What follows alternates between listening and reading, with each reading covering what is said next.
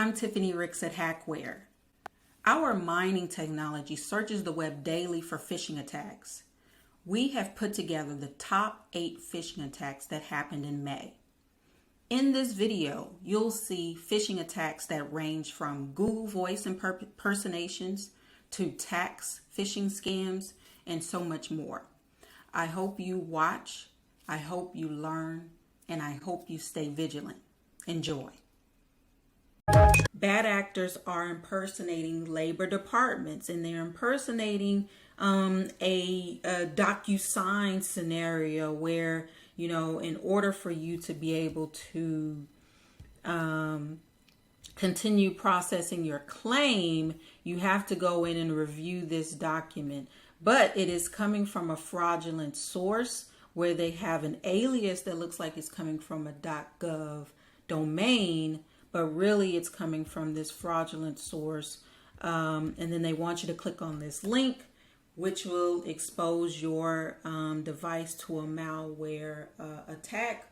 Or they could be putting a backdoor in your email system where they're continuously connecting into that domain, pulling out emails, and your users may not be aware of what's going on. We've seen a lot more interesting smishing attacks. So those are text message based phishing attacks. Here we see that they are preying on individuals who are looking for their unemployment, and they're impersonating workforce organizations, local governments, and they want the user to click on this link here. And the first one is bad actors are stating that they have an economic impact payment, that it's the 4th one. They're targeting small businesses with this phishing attack, and they are saying you're going to receive $815. Claim your payment. Once they click on that link, it's going to take them to a fake website where they're going to put in their criteria that they would normally put into an IRS site.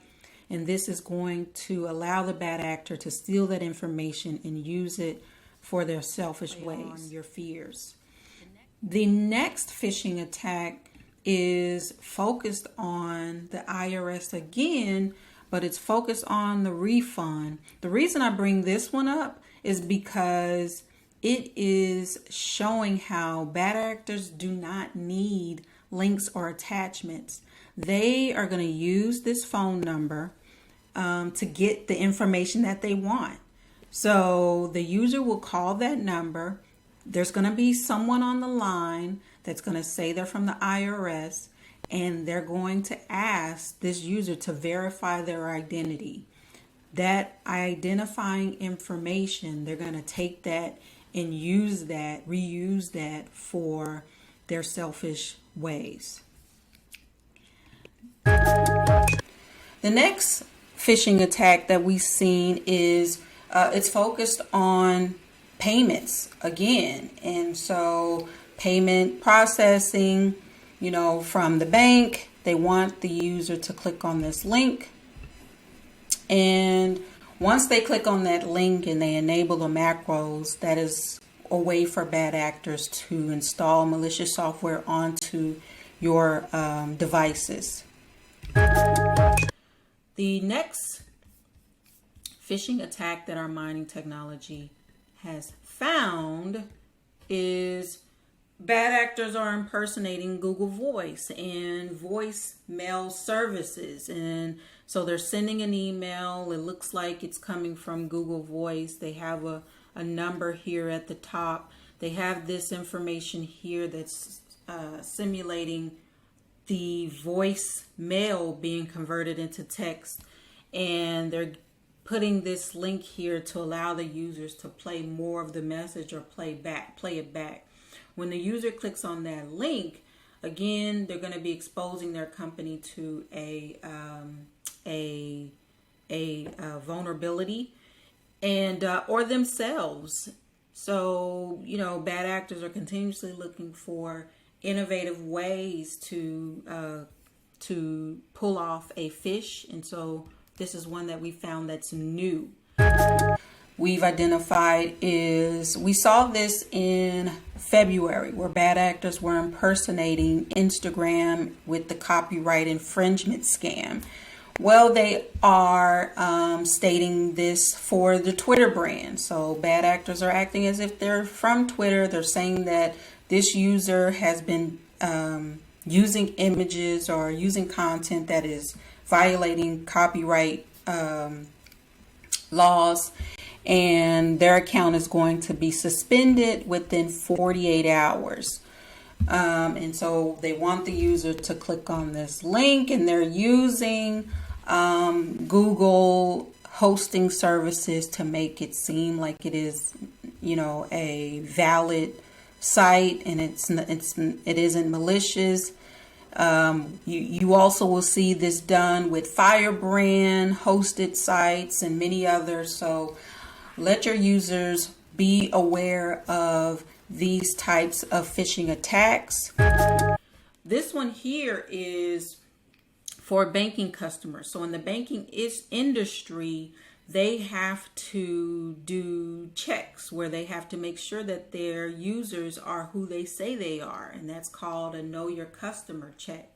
But bad actors are aware of this, and so they are sending emails, phishing emails impersonating, you know, this bank here, and they're saying it's a know your customer check, and they want to know personal identifying information, so this user can so they're simulating a know your customer check, but they're going to take that information and use it to either pull off a bigger phish or steal this user's information on this site or another site. Now, this one is one that I've seen as being, we've seen it pop up more where they're impersonating a brand. In this case, they're impersonating Apple, and they're acting as if the phone or the device has already been compromised. And so they're saying, you know, this is Apple security. We see that your account has been compromised, and we can show you who has compromised your account, give you their identity, and give you a way to recover your account if you follow these steps here. And so, of course, it's not coming from Apple, but if you get a text message and you see that your device and your information has been compromised, it could create urgency where you want to recover your system back. So have your users be aware of smishing attacks. And the next phishing attack, bad actors are impersonating the Apple Store, and they will change the brand, but the strategy is still the same. And so you'll see that they're sending emails saying the purchase was successful, and this was the purchase, and this is the amount. This will, if 9 times out of 10, the user is going to say, well, hey, I didn't make this purchase. And they're hoping that the user will click on one of these links, as well as they have an attachment here. So let your users know about how bad actors are trying to create urgency and play on your